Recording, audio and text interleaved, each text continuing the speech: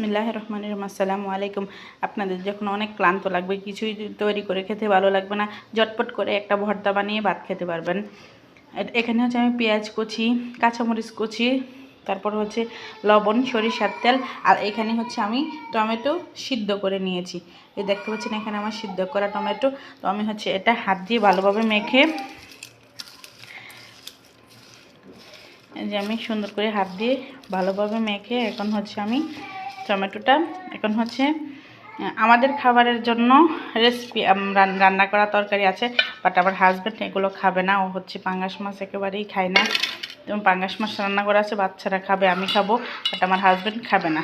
তো আমি হচ্ছে ওর জন্য এখন কি করব, এখন আমি ভর্তা আর ডিম ভাজা দেবো ওকে। রাতের মতো খেয়ে নিক, তারপর সকালে অন্য কিছু রান্না করে দেবো ওকে। তো হচ্ছে এখন এই যে দেখেন আমি খুব তাড়াতাড়ি করে এখন কি করব, আমি রান্না করতেও ভালো লাগছে না, যেহেতু রাত হয়ে গেছি। সবসময় রান্না করতেও ভালো লাগে না। তো দেখেন আমি হাতের সাহায্যে আমি তাড়াতাড়ি করে সিদ্ধ করে নিয়েছি, বা আপনারা চাইলে তাওয়াতে দিয়ে পুড়েও নিতে পারেন। এই যে দেখেন আমার সুন্দরভাবে, খুবই ঝটপটভাবে, ভালোভাবে এই যে আমার ভর্তাটা এখন তৈরি হয়ে গেল। ধন্যবাদ সবাইকে দেখার জন্য।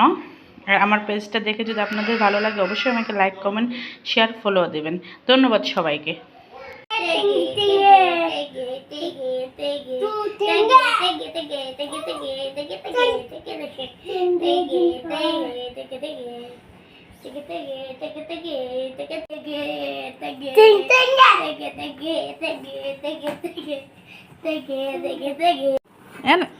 তুমি যাও না, আমি থ্যাংক ইউ।